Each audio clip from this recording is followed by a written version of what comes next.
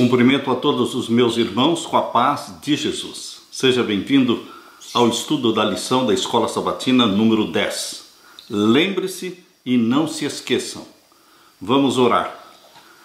Pai querido que estás nos céus, na tua presença nos introduzimos pelos méritos de Jesus Cristo, confiando na intercessão e mediação do nosso querido Salvador Jesus. Pedimos a tua graça, a tua misericórdia. Pedimos, Pai, que o Senhor, em nome de Jesus, derrame o Espírito Santo sobre mim e os meus irmãos. Nesse momento, ao abrirmos a tua palavra, abre a nossa mente e abençoa-nos com a tua mensagem. Em nome de Jesus pedimos. Amém. Lembrem-se e não se esqueçam. Há pessoas que têm uma memória incrível. Lembram-se de tudo.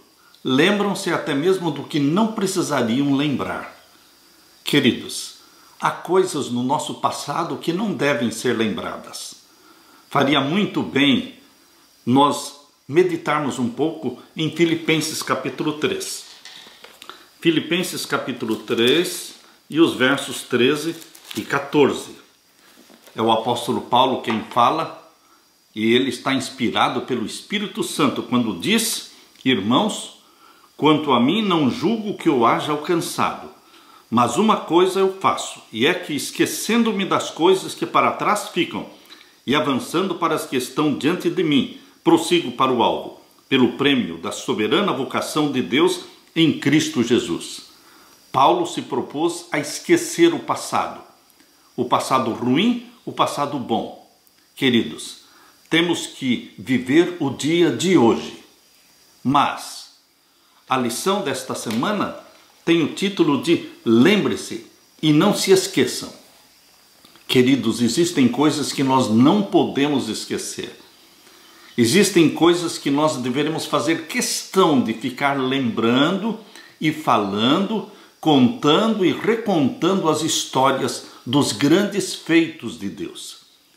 Isto que Deus fez na criação do mundo, o que Deus fez no Êxodo, o que Deus fez no dilúvio, o que Deus fez na cruz do Calvário para nos salvar, são grandes feitos de Deus na criação e na redenção, que nós devemos contar e recontar para os nossos filhos, guardar isto sempre na nossa memória.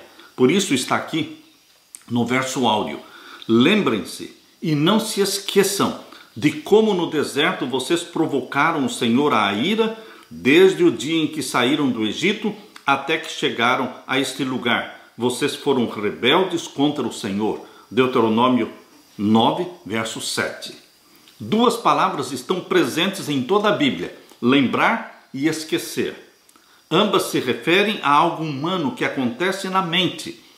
São verbos e são opostos. Lembrar é não se esquecer, e se esquecer é não lembrar. Com frequência, Deus diz ao seu povo para se lembrar de todas as coisas que ele fez por seus filhos, lembrar-se da sua graça, da sua bondade para com seu povo. Grande parte do Antigo Testamento consiste na exortação dos profetas ao povo hebreu para que não se esquecesse do que o Senhor tinha feito por eles. Mas também, o mais importante, os israelitas não deveriam se esquecer do chamado de Deus. Deus os chamou para uma missão na terra e deveriam responder a este chamado de Deus. Por isso, em Salmos 77, verso 11, diz: recordarei os feitos do Senhor, certamente me lembrarei das suas maravilhas da antiguidade. É diferente para nós hoje? Não, queridos, não é diferente.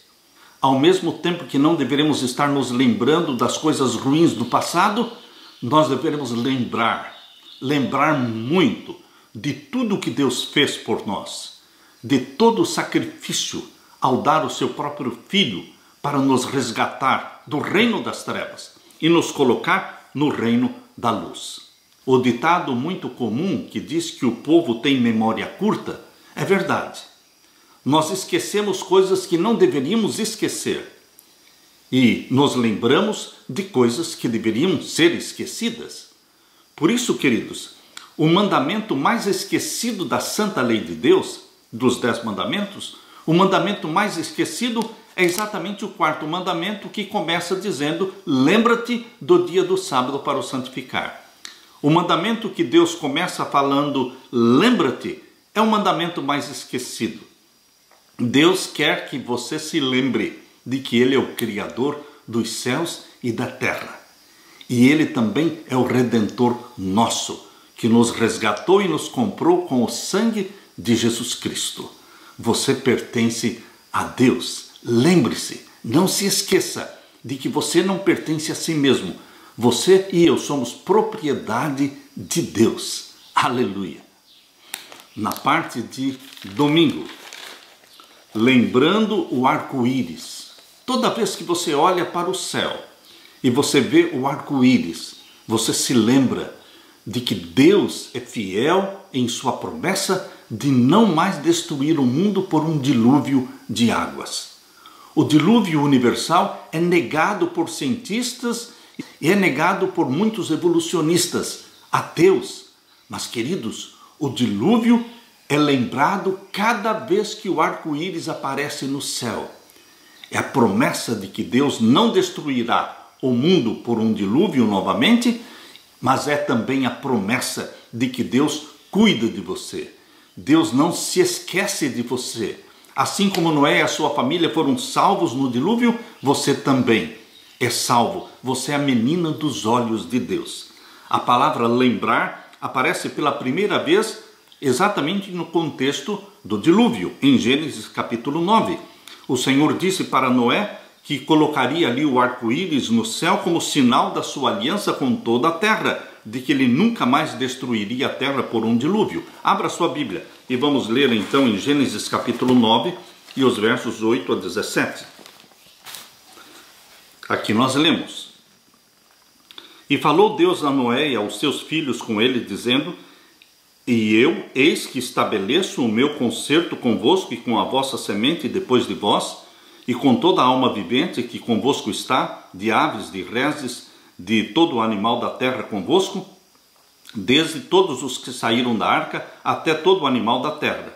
E eu convosco estabeleço o meu concerto, ou seja, a minha aliança, que não será mais destruída toda a carne pelas águas do dilúvio, e que não haverá mais dilúvio para destruir a terra.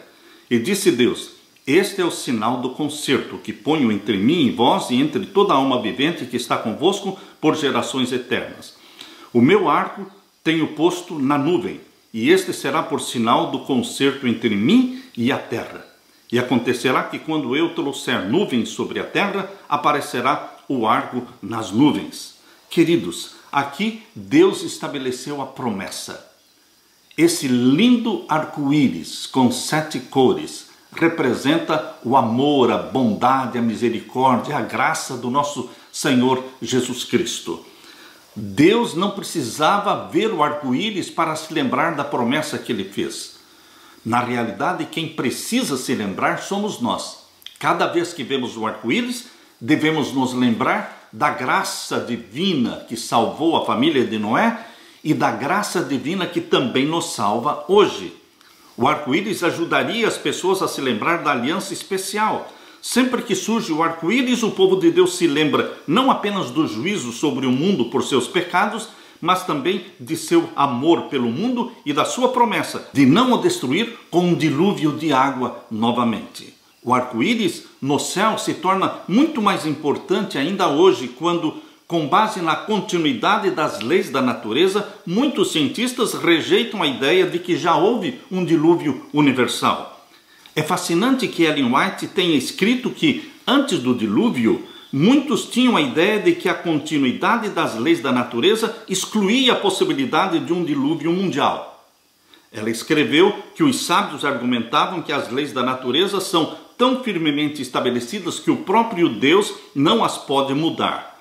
Portanto, as pessoas dizem, com base nessas leis, que o dilúvio não poderia ocorrer. Porém, após o dilúvio, as pessoas argumentam com base nessas mesmas leis que o dilúvio nunca aconteceu. Queridos, o dilúvio aconteceu. A história da arca de Noé com todos os animais entrando para dentro da arca de Noé, isso não é uma história somente para criança, é uma história verdadeira. Assim, se lembrarmos do que o arco-íris significa, podemos ter a garantia, escrita no céu, em belas cores, de que a palavra de Deus é certa, é digna de confiança. E se podemos confiar nisso, podemos também confiar em todas as outras promessas que Deus fez. Ao ver o arco-íris no céu, pense nas promessas de Deus. Aprenda a confiar naquilo que Deus falou. Fiel é Deus em todas as suas promessas. Louvado seja Deus. Na parte de segunda-feira, tempos passados. Em Deuteronômio 4, lemos as admoestações maravilhosas de que o Senhor deu ao seu povo através de Moisés a respeito dos seus grandes privilégios como povo escolhido.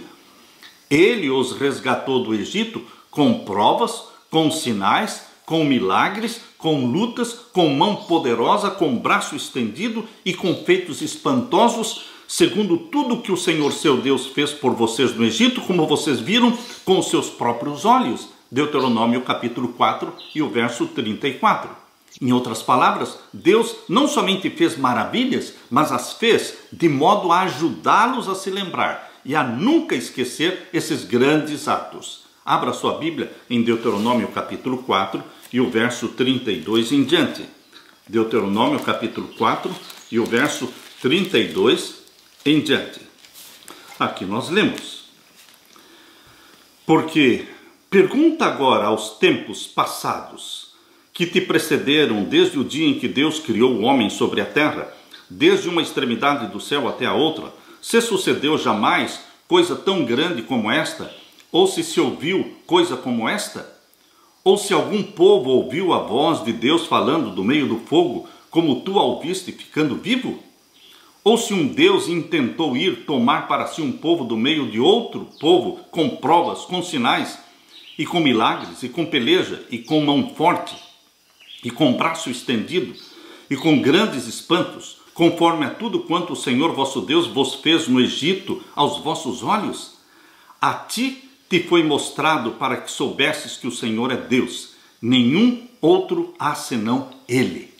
E o verso 36, desde os céus te fez ouvir a sua voz para te ensinar, e sobre a terra te mostrou o seu grande fogo, e ouviste as suas palavras do meio do fogo. E porquanto amava teus pais e escolhera a sua semente depois deles, te tirou do Egito diante de si com a sua grande força, para lançar fora de diante de ti gentes maiores e mais poderosos do que tu, para te introduzir na terra e te dar por herança, como neste dia se vê.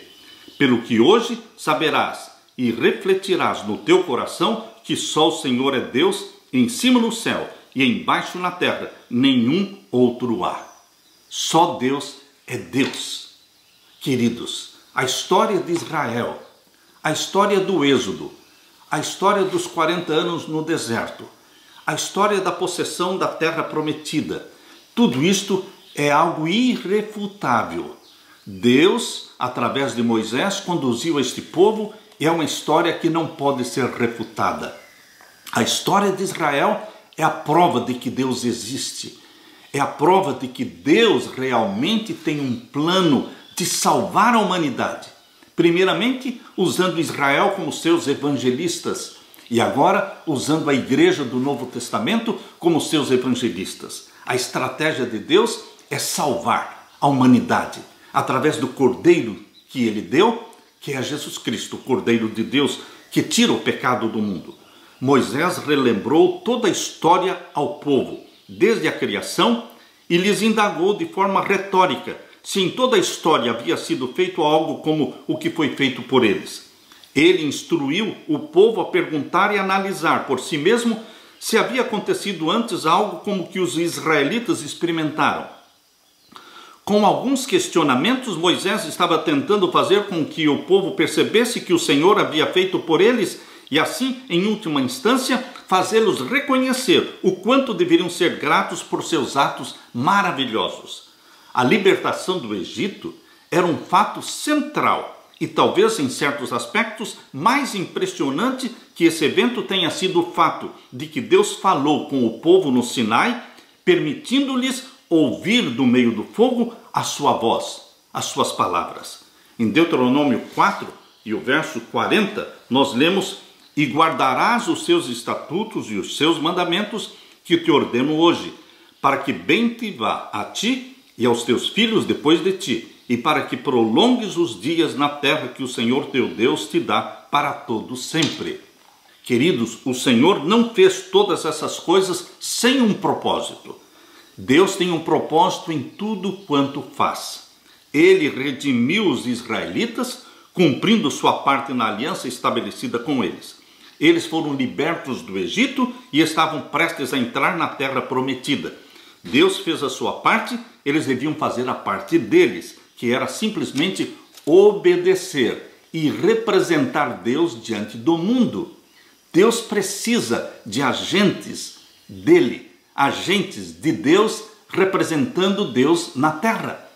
Primeiramente foram os israelitas. Hoje é a igreja do Novo Testamento. É você. Você é a face de Jesus Cristo para o mundo.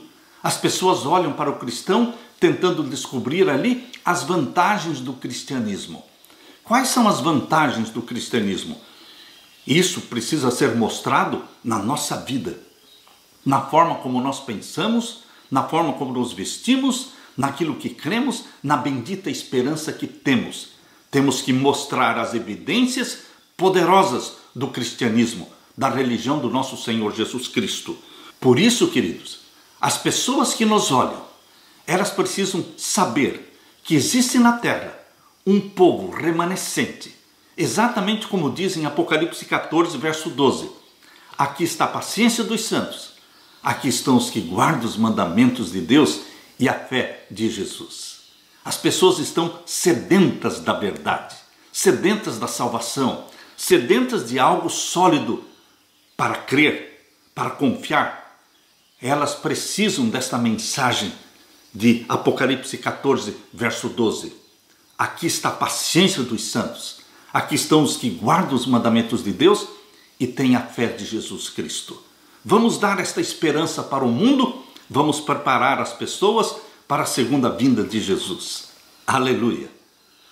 Na parte de terça-feira, tenham cuidado para que não se esqueçam.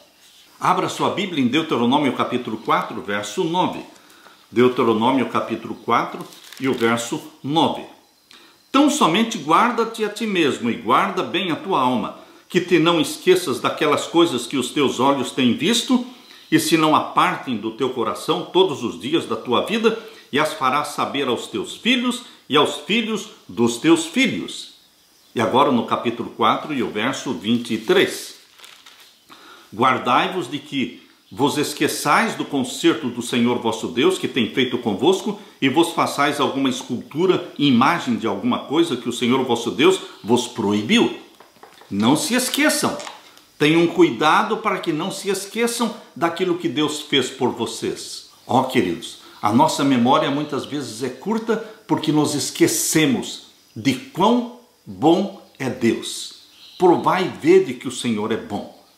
Dois verbos dominam o início de ambos os versos que lemos. Tenham cuidado e não se esqueçam. O que o Senhor lhes diz é que tome cuidado para não se esquecer. Não se esqueça do que o Senhor fez por você e nem da promessa que Ele fez. Tomem cuidado. Esta expressão ocorre no Antigo Testamento e significa guardar, vigiar, preservar e proteger.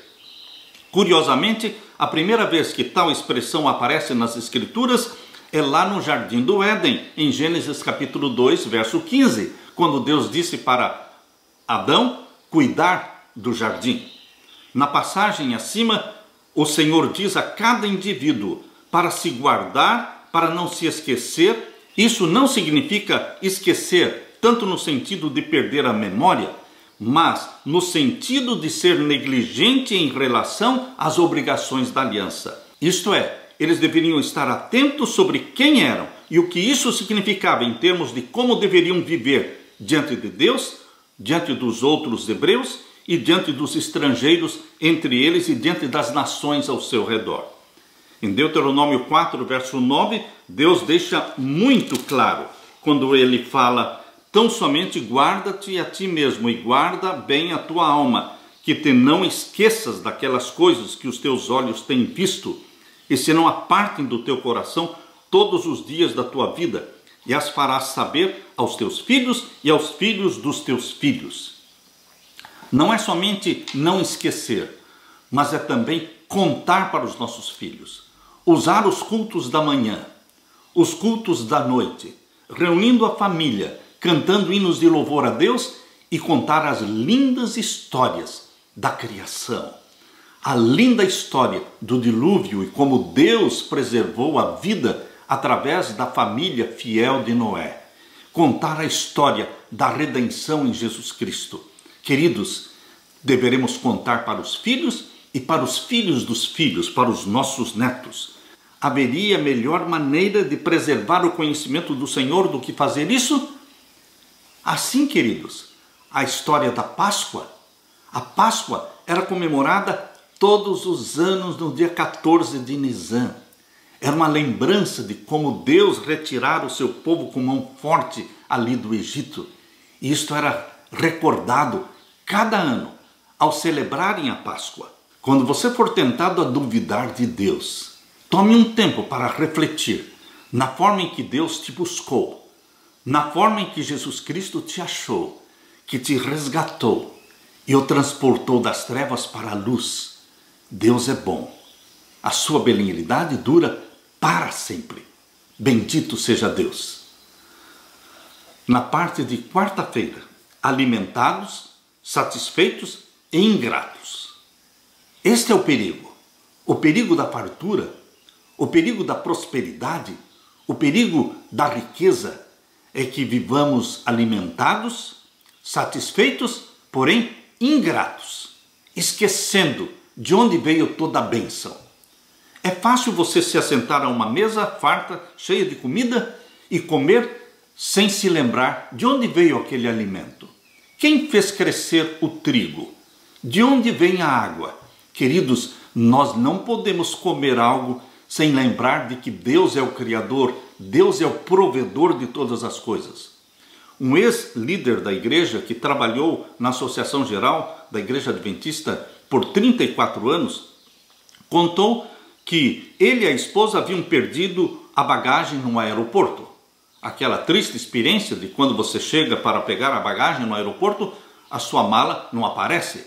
Ele e a esposa tinham perdido a bagagem. E ele disse para a esposa, bem ali, perto da esteira de bagagens, em público, ele disse, nós nos ajoelhamos e oramos pedindo ao Senhor a devolução da bagagem perdida. Passaram-se os anos.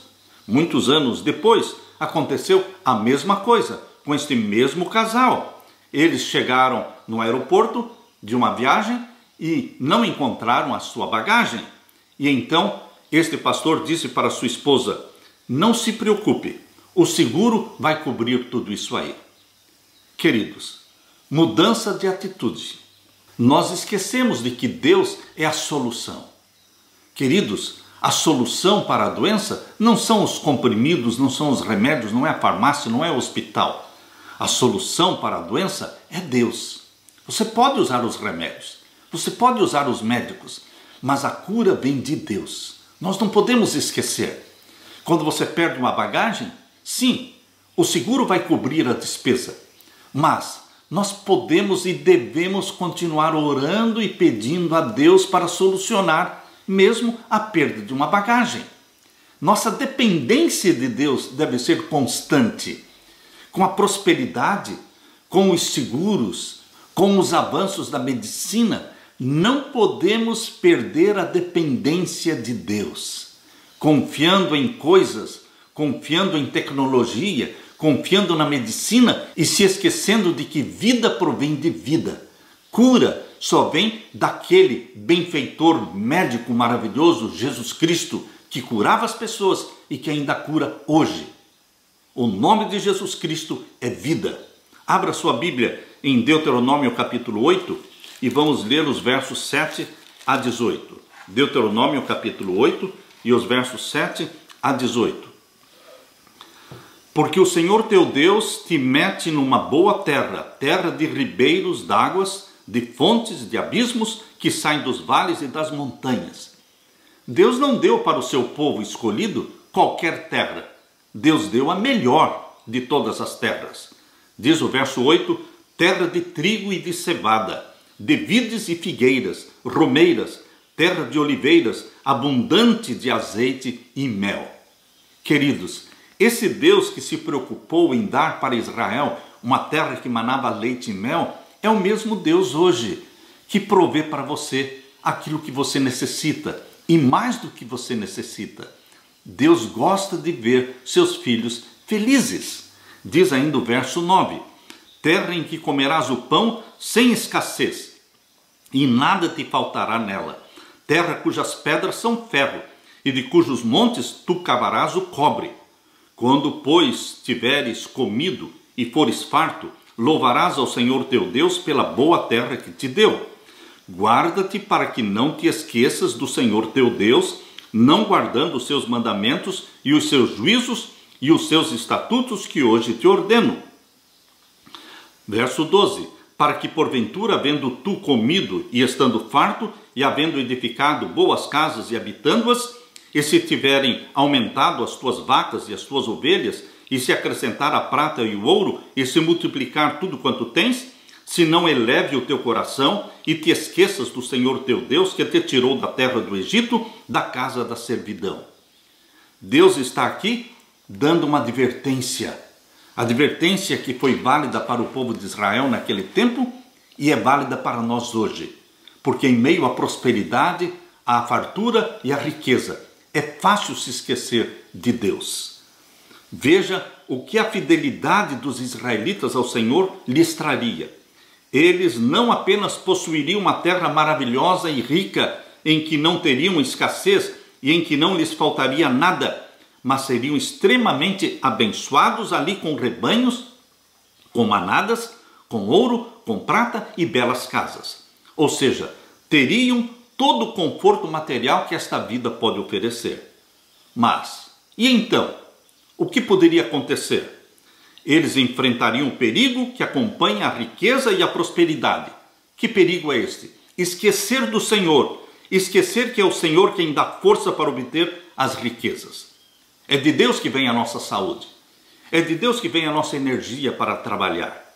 Deuteronômio 8, verso 18, diz assim: antes te lembrarás do Senhor teu Deus, que Ele é o que te dá força para adquirires poder, para confirmar o seu concerto que jurou a teus pais, como se vê neste dia. É Deus que dá saúde, é Deus que dá força, é Deus que providencia um trabalho, o sustento diário. Queridos, talvez não no início, mas depois de uma geração, na segunda geração ou terceira, o povo se esqueceria de que Deus tinha provido aquela terra que manava leite e mel. O Senhor estava advertindo-os contra este risco.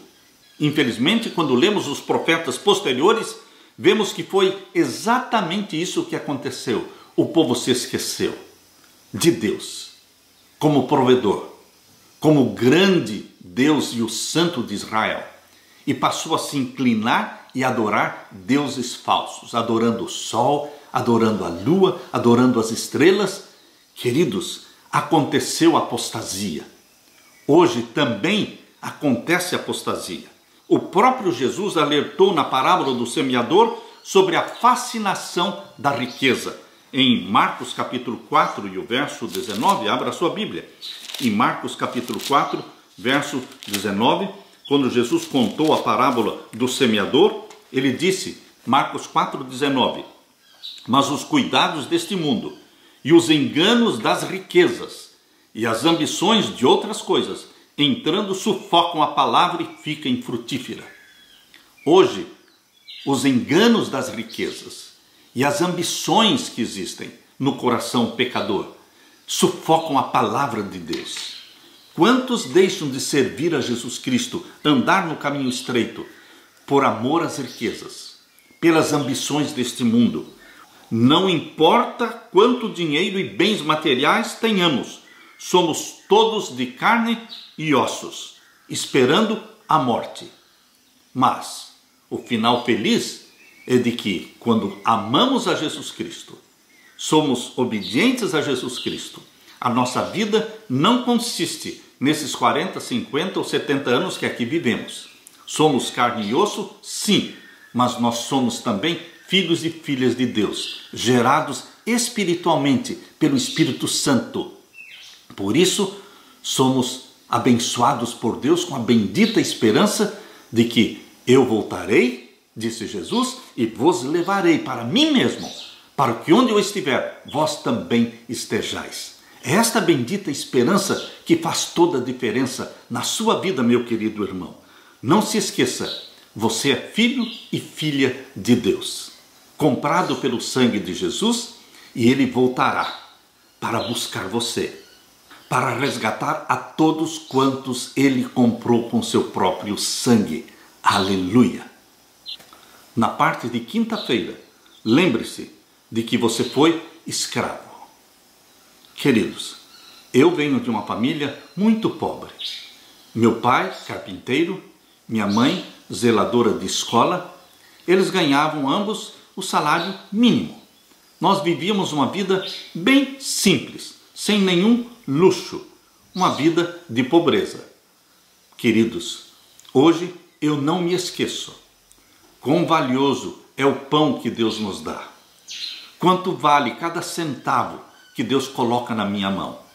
Nós não podemos esquecer de que nós fomos escravos. Nós não podemos esquecer daquilo que aconteceu no passado. Assim como Israel não deveria se esquecer da vida miserável de escravo no Egito por 400 anos. Nós também não podemos esquecer a vida muitas vezes difícil e dura que tínhamos, porque será assim que nós vamos valorizar o que Deus fez por nós e continua fazendo por nós. Abra sua Bíblia em Deuteronômio capítulo 5 e o verso 15. Vamos ler aqui Deuteronômio capítulo 5 e o verso 15. Aqui nós lemos: porque te lembrarás que foste servo na terra do Egito, e que o Senhor teu Deus te tirou dali com mão forte e braço estendido, pelo que o Senhor teu Deus te ordenou que guardasses o dia de sábado. Interessante que lá em Êxodo capítulo 20, verso 8 a 11, quando Deus escreveu os 10 mandamentos, colocou o mandamento do sábado, lembra-te do dia do sábado para o santificar, como um memorial da criação. Por isso lá em Êxodo capítulo 20, verso 8 a 11, a razão para se guardar o sábado é a criação do mundo, porque em 6 dias fez o Senhor os céus, a terra, o mar e tudo o que neles há. Portanto, abençoou o dia de sábado, descansou no dia de sábado e o santificou. Porém, queridos, agora aqui em Deuteronômio capítulo 5, quando Moisés repetiu os 10 mandamentos para o povo de Deus, quando chegou o 4º mandamento, Moisés adicionou aqui outro significado para o sábado, para que eles se lembrassem de que eles tinham sido escravos no Egito. Aqui como diz em Deuteronômio 5,15, porque te lembrarás que foste servo na terra do Egito, e que o Senhor teu Deus te tirou dali com mão forte e braço estendido, pelo que o Senhor teu Deus te ordenou que guardasses o dia de sábado. O sábado aqui está como sinal de libertação, de redenção, quando Israel foi redimido da escravidão egípcia. Portanto, o sábado é um sinal, é uma lembrança da criação do mundo, Deus como Criador e também Deus como Redentor e Libertador nosso. Nós lemos também em Deuteronômio capítulo 6 e o verso 12. Guarda-te e que te não esqueças do Senhor que te tirou da terra do Egito, da casa da servidão. Deus insistiu repetidas vezes falando: não se esqueçam de onde vocês vieram. Quando vocês se esquecem de onde vieram, vocês se esquecem de quem vocês são hoje. Deus fez tudo aquilo por vocês porque Deus tem um santo propósito de fazer de vocês, Israel, os evangelistas, os pregadores do evangelho para o mundo inteiro. Por isso, não se esqueçam de onde vocês vieram. Guarda-te e que não te esqueças do Senhor que te tirou da terra do Egito, da casa da servidão. E novamente, aqui no capítulo 15, verso 15, novamente Deus repete as mesmas palavras. E lembrar-te-ás de que foste servo na terra do Egito e de que o Senhor teu Deus te resgatou, pelo que te ordenou hoje esta coisa. E também em Deuteronômio capítulo 16, verso 3. Nela não comerás levedado, 7 dias nela comerás pães asmos. A festa dos pães asmos era a segunda festa no santuário terrestre. A primeira festa era no dia 14 de Nisan, a Páscoa. Mas a segunda festa era a festa dos pães asmos, que durava 7 dias. E durante esses 7 dias eles não deveriam comer pão com fermento, como uma lembrança dos dias de aflição no Egito. Por isso diz aqui no capítulo 16, verso 3, falando dos 7 dias da festa dos pães asmos, diz: nela não comerás pão levedado.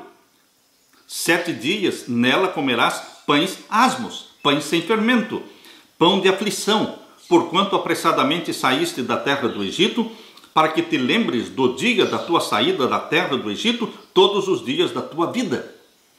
Durante os 7 dias dos pães asmos, que eles comiam pão sem fermento, eles estavam se lembrando dos 400 anos de aflição, de escravidão egípcia, para que não se esquecessem de Deus como libertador deles, redentor deles. Esta história deveria ser contada e recontada para os seus filhos. Nós lemos também ainda em Deuteronômio capítulo 16 e o verso 12. E lembrar-te-ás de que foste servo no Egito e guardarás estes estatutos e os farás. E também em Deuteronômio capítulo 24 e o verso 18. Deuteronômio capítulo 24 e o verso 18. Mas lembrar-te-ás de que foste servo no Egito e de que o Senhor te livrou dali, pelo que te ordeno que faças isto. E agora o verso 22. E lembrar-te-ás de que foste servo na terra do Egito, pelo que te ordeno que faças isto. Você está vendo quantas vezes Deus disse a mesma coisa? Que você não pode esquecer de que foi escravo no Egito. Queridos, nós também éramos escravos do pecado. Nós também vivíamos como escravos do cigarro, do álcool, das drogas. Queridos, Deus nos libertou em Jesus Cristo. Deus nos libertou das drogas, dos maus hábitos, dos vícios, do pecado, do adultério, da pornografia. Deus nos liberta. Deus nos tira da escravidão a Satanás e nos transporta para o reino do nosso Senhor Jesus Cristo, onde somos servos de Jesus Cristo. Quão bom é sermos servos de Jesus Cristo. No Antigo Testamento, o Senhor constantemente relembrava o povo sobre o êxodo, sobre a sua libertação milagrosa do Egito, e até hoje, milhares de anos depois, os judeus celebram a Páscoa, um memorial do que o Senhor fez por eles. E nós celebramos a Santa Ceia. A Santa Ceia seria a festa que celebra a redenção nossa em Jesus Cristo, que morreu na cruz. Por isso, na primeira carta que Paulo escreveu aos Coríntios, no capítulo 5 e o verso 7, abra sua Bíblia. Primeira carta de Paulo aos Coríntios, capítulo 5 e o verso 7. Aqui nós lemos: Alimpai-vos, pois, do fermento velho, para que sejais uma nova massa, assim como estáis sem fermento. Ou seja, assim como vocês estão sem pecado. Fermento é símbolo do pecado. Quando Cristo nos resgata, Ele nos purifica dos nossos pecados. Portanto, estamos sem o fermento que simboliza o pecado. Porque Cristo, nossa Páscoa, foi sacrificado por nós. Jesus Cristo é a nossa Páscoa. Cada vez que você come do pão, que representa o corpo de Cristo, cada vez que você bebe o suco da vida, que representa o sangue de Jesus Cristo, você está celebrando a Páscoa. A Páscoa do Novo Testamento não é matar um cordeiro, mas é aceitar o cordeiro que foi morto na cruz do Calvário. Esse cordeiro não está morto, ele ressuscitou. Jesus Cristo subiu ao céu. Ele intercede por você. Ele está vivo para sempre. E porque ele vive, nós também viveremos. Ele é a nossa Páscoa. Ele foi sacrificado por nós. Em Efésios capítulo 2, versos 8 a 13, fala de onde Deus nos tirou e onde Deus nos colocou. Os mesmos milagres que Deus fez para Israel no passado está ocorrendo também na nossa vida. Deus continua nos resgatando da escravidão do pecado. Efésios capítulo 2 e os versos 8 até 13. Porque pela graça sois salvos, aleluia, por meio da fé. E isto não vem de vós, é dom de Deus, não vem de obras, para que ninguém se glorie, porque somos feitura sua, criados em Cristo Jesus para as boas obras. Os resgatados pelo sangue de Jesus são chamados aqui por Paulo de criados em Cristo Jesus para as boas obras. A vida dos filhos de Deus precisa estar recheada de boas obras, obras de caridade, obras de benevolência, do estender a mão, do ajudar o pobre e o necessitado, porque em Cristo Jesus fomos criados para as boas obras, as quais Deus preparou para que andássemos nelas. Você e eu precisamos andar nas boas obras. E o verso 11 em diante diz: portanto, lembrai-vos de que vós, noutro tempo, éreis gentios na carne. O que Deus no Antigo Testamento falava para Israel, não se esqueçam. Lembre-se de que vocês foram escravos. A mesma coisa Paulo, usado pelo Espírito Santo, está falando para você e para mim também. É a mesma mensagem. Portanto, lembrai-vos de que vós, noutro tempo, éreis gentios na carne.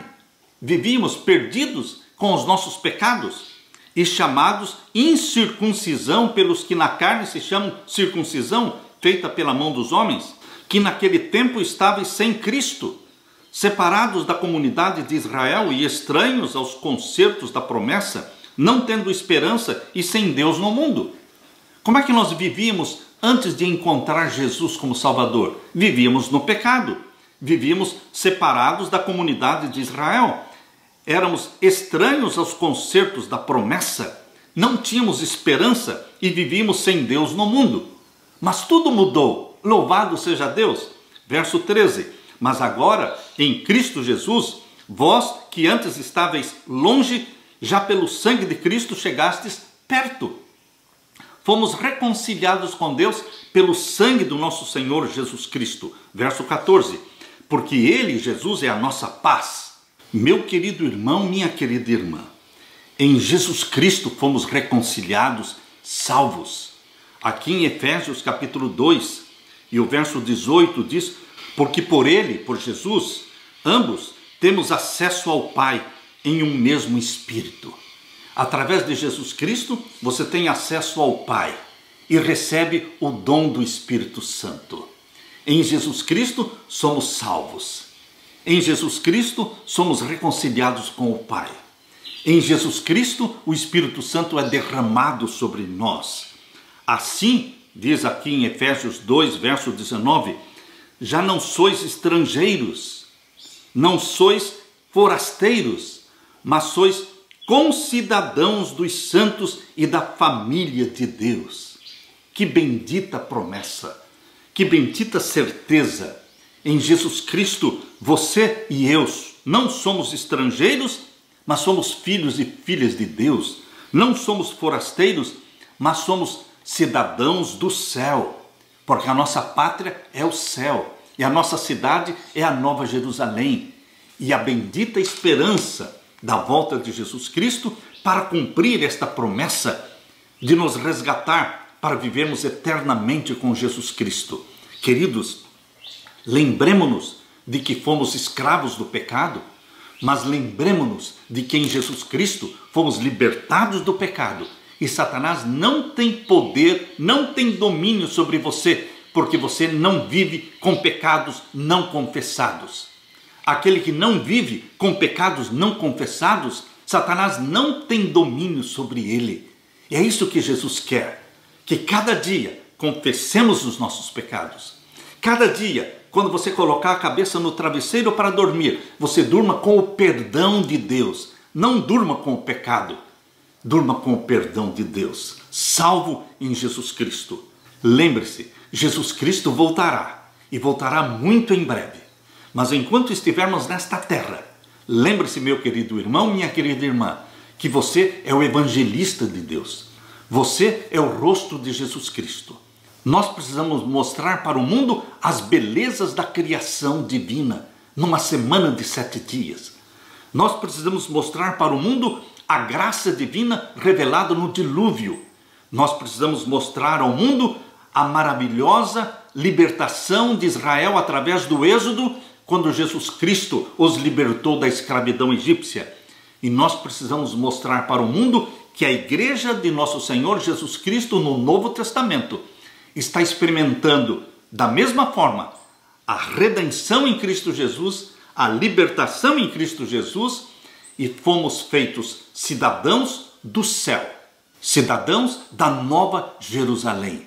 Porque Paulo diz aqui em Filipenses, queridos, Filipenses capítulo 3, verso 20, mas a nossa cidade está nos céus, de onde também esperamos o Salvador e o Senhor Jesus Cristo, que transformará o nosso corpo abatido para ser conforme o seu corpo glorioso, segundo o seu eficaz poder de sujeitar também a si todas as coisas. Queridos, nossa esperança está no céu, nossa cidade está lá, de onde também esperamos nosso Salvador e Senhor Jesus Cristo. Eu deixo com você esta bendita esperança, esta bendita certeza de que Jesus Cristo voltará e Ele nos levará para morarmos com Ele eternamente. Bendita esperança que Jesus Cristo nos deu pelo sangue que foi derramado na cruz do Calvário. Deixo com você a bênção e a paz de meu Senhor Jesus Cristo. Esta é a minha oração. Amém.